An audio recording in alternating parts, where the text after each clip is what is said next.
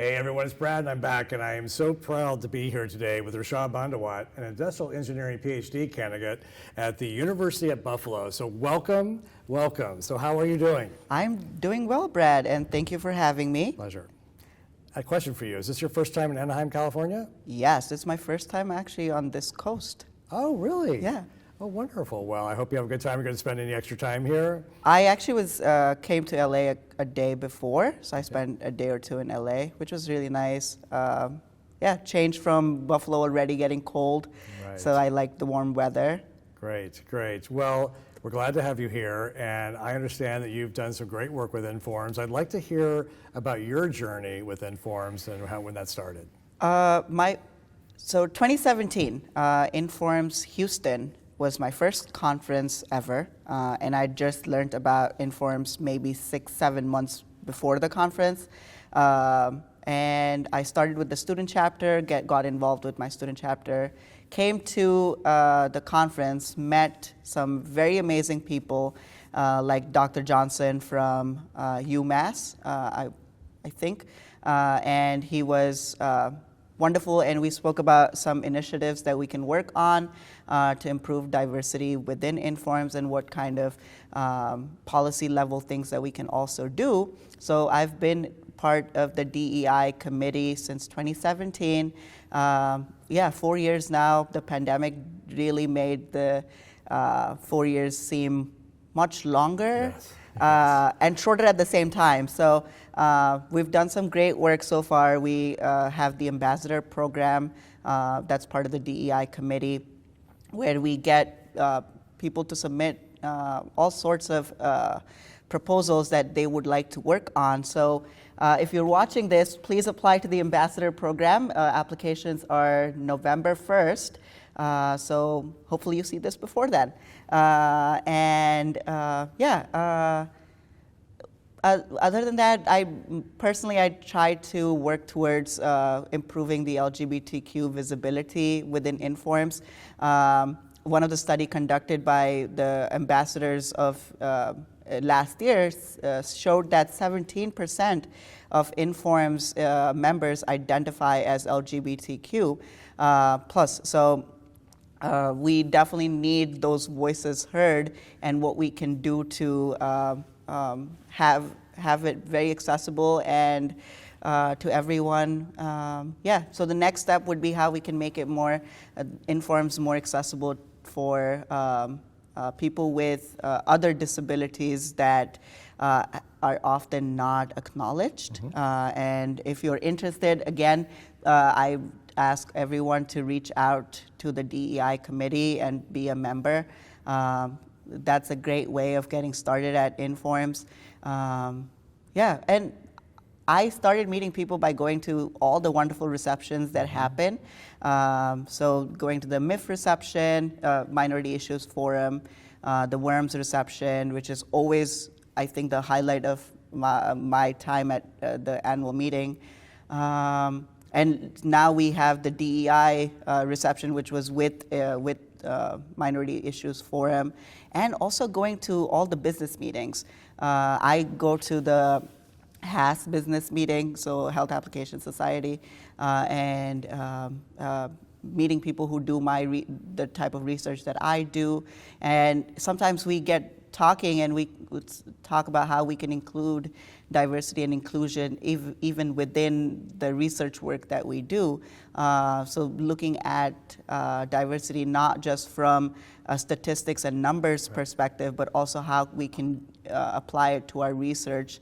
And thinking about conversations is, I think, a good way to start meeting people. Did I answer your question? You did very well, thank you. And I'm so happy to hear the work you're doing on DEI. It's so critical. And I'd like for you to kind of flash forward a few years from now. What do you hope, if you could flash forward 3 to 5 years, what would you like that to look like? Okay. I would like everyone to be as comfortable as they want to be.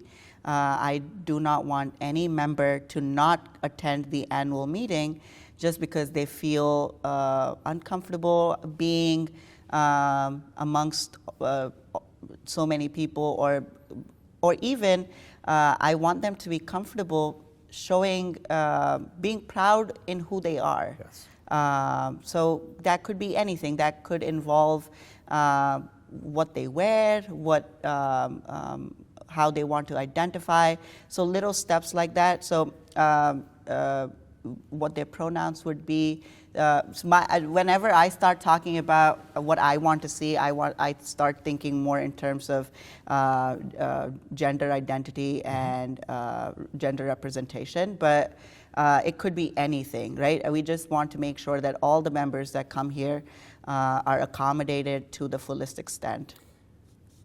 That is a beautiful thing, and aspirational and inspirational. And I believe, based on someone like you, that can certainly happen.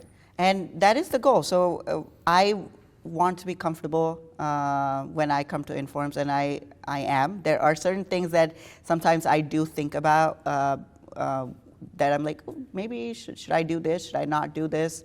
So those are things that we can work towards still. Growing together, I feel like Informs has definitely changed a lot in the 4 years that I've been part of Informs, and especially with Elena being the executive director. She's definitely has a very strong vision for LGBTQ representation and just diversity in general. So yeah, and all the staff, every single staff is just amazing, from Gina to Beth and Mary, Sharan, India, Max. So everyone's an amazing person, and they just make the conference feel very homely. So I don't feel, yeah. And I hope everyone's experience is the same as mine. Because it's so much better. They've made my first conference when I knew not many people, and now when I know so many people, connecting with them and seeing them once a year has changed. It's like the highlight of my year almost. So you mentioned when you first came. So what advice? I mean, you've had mentors in your life. What advice would you have for someone who maybe, this year is a little different because we're in a multi-access with the virtual and all that. But if what advice would you have next year to someone who is brand new and their first time coming? Look at the program book beforehand. Make sure which keynotes you want to go to. Definitely attend all the plenaries. There's no other workshops happening during the plenary, so there's no reason for you not to attend. And then just write down or bookmark on the PDF what workshop or what session you want to go to. That will definitely help you save time so you can plan your day, and that way you'll go to all the sessions that you want to, and sometimes keep backups. A session, so there might be lesser people who showed up, or you thought there was something else, you understood the session differently, so you can go to another session. So keep backups as well. And go to every single networking event and reception.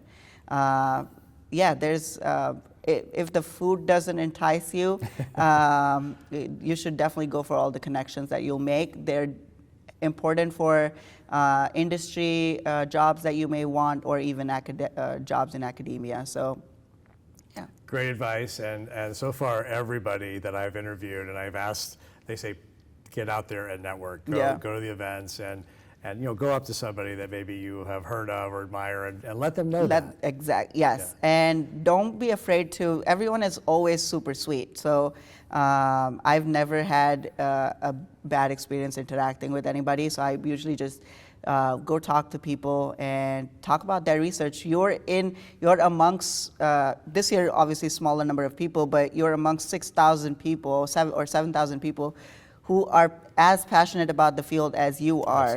Absolutely. So you'll definitely find something in common to talk about. Just don't be afraid. Well, there's some great advice, my friends. Well, thank you so much for being here today. Thank you, Brad. Great advice. And I'm glad you got a chance to come out to the coast. And it was really just a pleasure spending time with you. Thank you. And enjoy the rest of the conference. Right.